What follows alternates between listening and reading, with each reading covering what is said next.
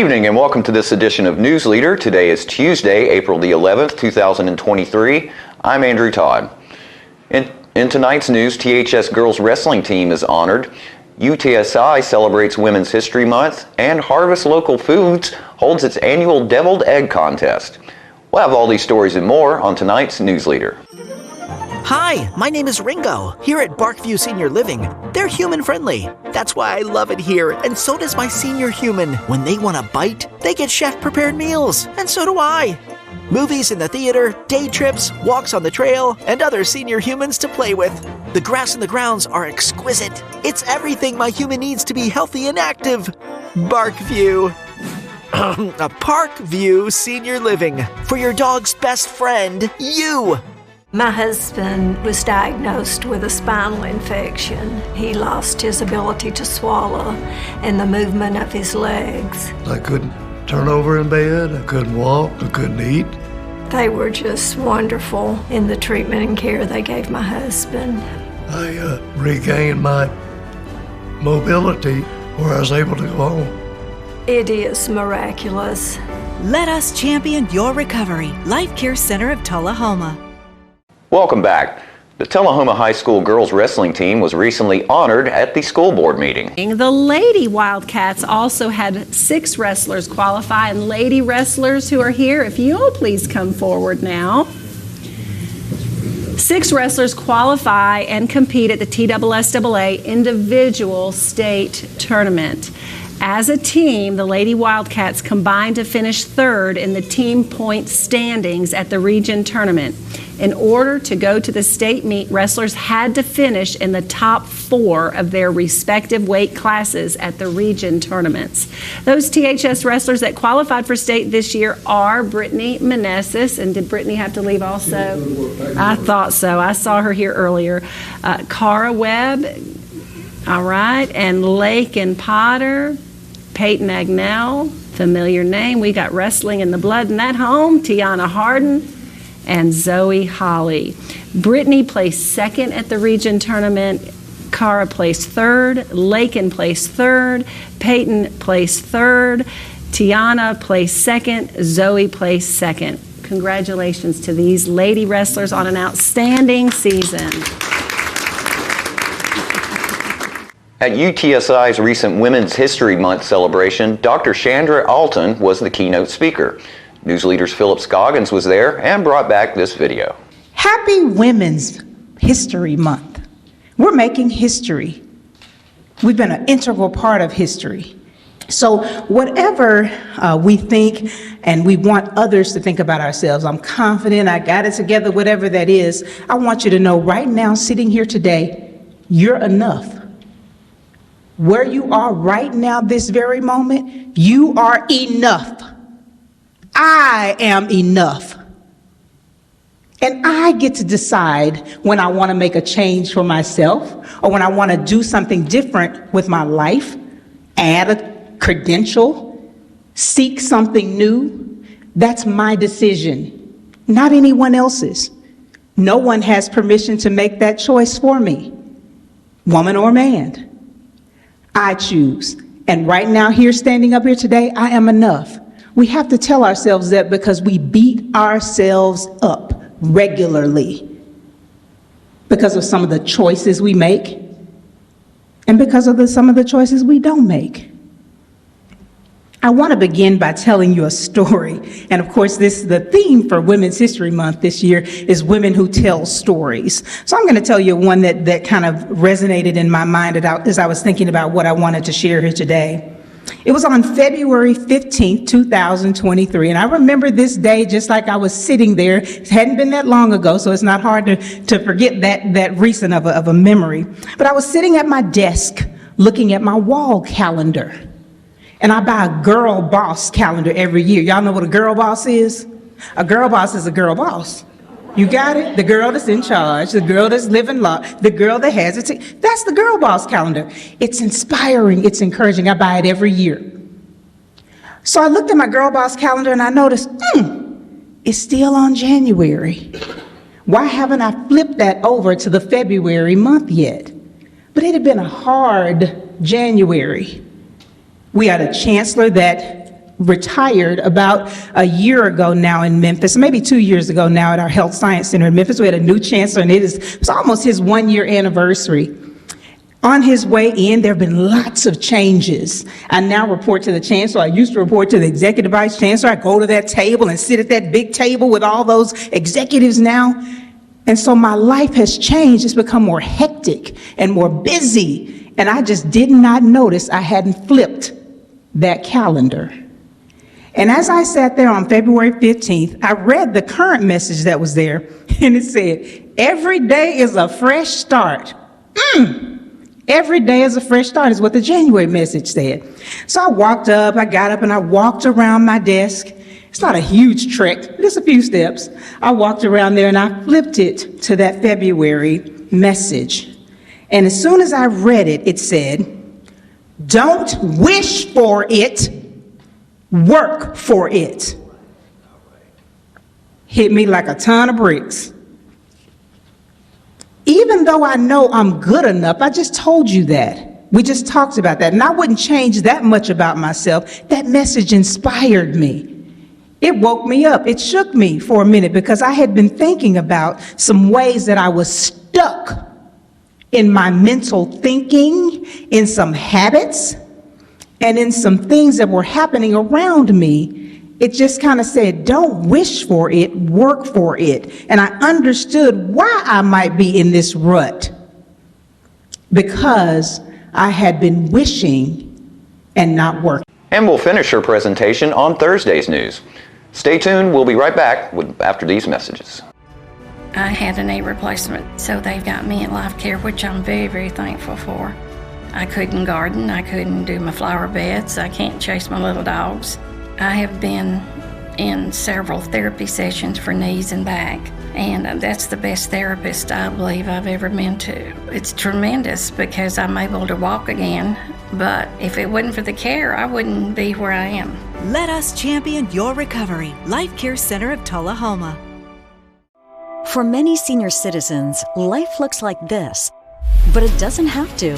When you make your home at Parkview Senior Living, life after retirement takes on a whole new meaning. Daily exercise options, fun outings, happy hour, game nights, movies and popcorn, arts and crafts, enjoying friends over chef-prepared meals. Parkview Senior Living, where you're always home, but you're never home alone. Welcome back. Manchester's Harvest Local Foods hosted a deviled egg contest and gathering on Friday, and news leaders Laurel Stone brought back this story. So the judging has begun in the deviled egg contest at Harvest Local Foods in Manchester. Judges are scoring, they're sampling, they're trying to decide which one is the best. And now that the judges have all gotten their eggs, everybody else gets to try some eggs. Look at that. What have we got here? All kinds of eggs. I'm talking to John Myers out here at Harvest Local Foods for the deviled egg competition, and he was a judge. And I have a few questions for you. Okay. How many years have you done this? This is the first year I've done this. I was just asked this year to do it. Since my name started with a J, I fit the criteria. So all the judges had to start, their first name start with a J. Okay. That's good criteria right there. I guess I can't be a judge. And what qualifies you besides having the name starting with J? I grew up on a farm, so I've eaten a lot of eggs in my day. And, you can tell by my body, I've eaten a lot of food in general. And so I guess being a connoisseur of good food is in my wheelhouse, you might say. Okay, great. And what did you think about all the eggs you tasted today? Well, I tell you, there was some really surprises in there. It's not always about the appearance of something. Sometimes you can be surprised. Some of the maybe the prettier ones maybe didn't taste as good as some of the ones that kind of looked plain, but boy, they had a really good taste to them. So it's a lot of good surprises there, and there's a lot of creativity in those eggs. I was surprised by the level of creativity. I really didn't think about eggs that would be based on, bacon, lettuce, and tomato sandwich, and Yes. and garlic, garlic eggs. So there's a lot of creativity there. So. Well, do you think you want to do it again next year? Well, yeah. If Ellen asked me and she needed a judge, I'd be happy to do it again next year. Ellen's is a great resource here for farmers and for consumers here in Manchester. This store, she carries local products, and she's a super person, and so it's a great little store. And so I'd encourage anybody who's watching this to frequent Harvest to be able to buy directly. You're buying as direct as you can from farmers. Most farmers, you can't go to their farm and buy it directly from them because they have no way to sell it there. They don't do retail. But a place like this, they buy from the farmers and then they pass it along to the consumers. And it's really a great resource for the farmers, and it's a great resource for the community. That is great to hear. Okay, back to the eggs. I know you can't tell the winner right now. We're going to see that in a minute. What is your favorite kind of deviled egg, you think? Well, I'm big on flavor. I'm big on flavor, and so the one that I rated the highest had some creativity to it, and also was had a good flavor profile to it.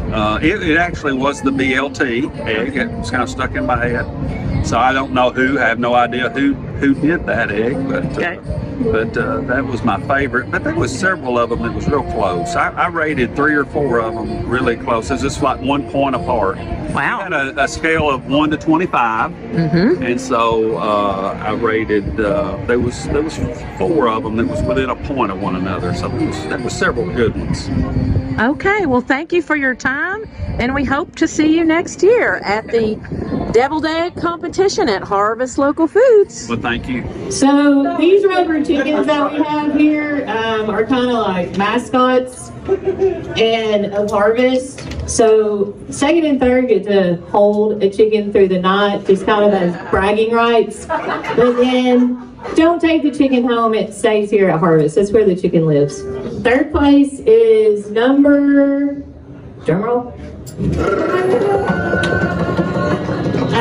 14. So our eggs are cold smoked in cherry, and topped with smoked paprika, homemade candy bacon, chives, and a touch of caviar. Second place, drum roll. We have number 1. It was Eggs Benedict. Eggs Benedict is what I did. First place. Number 9. We didn't show the first place winner because the wrong contestant came up to claim the prize, and we didn't get the presentation of the actual winner, but we can report that the BLT deviled egg claimed the top prize, and that it was said to be quite tasty. And after these messages, we'll be right back. It's not invoice. It's not MSRP. It's not Christmas Day, although it may feel like it. It's the lowest prices in Middle Tennessee, period. It's a Stan McNabb Chrysler Dodge Jeep Ram or Stan McNabb Chevrolet Buick GMC Cadillac before these prices are gone forever. So you've been meaning to do something healthy, commune with nature, get outdoors and meet new people. We have the perfect solution. Come hike with us. You can find a Tennessee Trails Association chapter near you, including Clarksville, Columbia Franklin, Highland Rim, Jackson, Knoxville, Oak Ridge, Memphis, Murfreesboro, Nashville, Plateau at Crossville, and Upper Cumberland. We're on the web at TennesseeTrails.org. It's fun, it's stress-free, and it's good for you. See you on the trails. Welcome back. News leaders Philip Scoggins recently sat down with Coffee County Mayor Judd Matheny, who introduced us to the Coffee County purchasing agent, Stephanie Bush. I have with me Stephanie Bush, who is our purchasing agent here with Coffee County, and boy, she does a whole lot of work, a lot more than you would think. most transactions that go through this county go through Stephanie's office. I let her get into her job description, but obviously we rely on her very heavily. But also her job description is in many of the statutes in the state of Tennessee and the rules and regulations. And she's an integral part of the county acquiring anything, property, services, professional services, goods and services, those type of things. So Stephanie Bush, I want you to tell the viewers a little bit about who you are and what you do and how you ended up here, please. Okay. So I'm going on 6 years with the county. I started actually in our clerk's office. So I've really been on both sides of the county, serving the citizens, and then now I serve those who serve the citizens. I got an opportunity to move to purchasing a little over a year ago, maybe a year and a half or so, and didn't really realize what I was taking on at the time. I guess in a nutshell, I'm over assets, any purchasing that happens, any contracts, any leases for the county. Anytime we bid anything, seek qualifications or proposals, they go through me. I do have a purchasing commission which helps backs me, and if I have any other questions or concerns to make sure that we're doing our job right, I get to reach out to CTASC, which is our legal there, so that kind of helps me. So I have a little bit of backing. I've really got to see how vast our county is. When I was in Teresa's office, it feels like a small world. Yeah. So when I stepped on this side, I was like, wow, there's a lot of us. Yeah, so I help about 30 offices. And about 400 employees, not counting school system employees, and almost 600 miles of road. This is a big county. A lot of things going on that we have to take care of and buy things for. And like you said, over 30 different buildings. Mm-hmm. Each one of those has a roof and has all kinds of problems that goes with it. So it's a lot going on. It is, but it's also given me a chance to see, honestly, how many great people we have working for us. Mm-hmm. Gives you an insight to what they do. I didn't realize how much I would learn about everyone's job in this county. Got to meet some great people, and some people don't think about, like our volunteer fire departments. Got to work with them a lot. Great people. And I guess I've really mostly enjoyed learning new people, but a different aspect of helping the county, kind of more on the backside. But I've enjoyed Coffee County. I'm not originally from here, but I would never go anywhere else, I don't think, now that I'm here. We're glad you're here. And her brother Bob's a good friend of mine too. Bob Burns, a lot of you may know him from former Tullahoma police officer, investigator. Terrific guy, worked at planning and codes a long time in Tullahoma also. Good man, good family. And speaking of people, she mentioned that she loves meeting all the people. Coffee County is always looking for good people. And we have a lot of openings in various departments. You come by the mayor's office and we'll direct you where to go to get an application. You will go to Heather Shelton's office here in this building, the CCAT building. But we're always looking for folks and we're continuing to grow. So Stephanie, thank you very much for what you do. And come visit Stephanie, come see us, come visit some of the dogs up here. We're here Monday through Friday. We'll be right back with more news after these messages.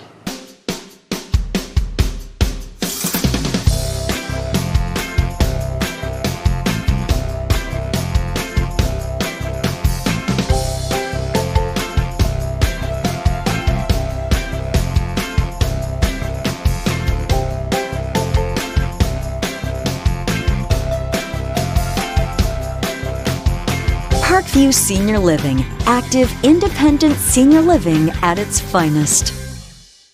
We tend to lose our motivation when we have something that's chronic, but you've got to do what you can early on as you can.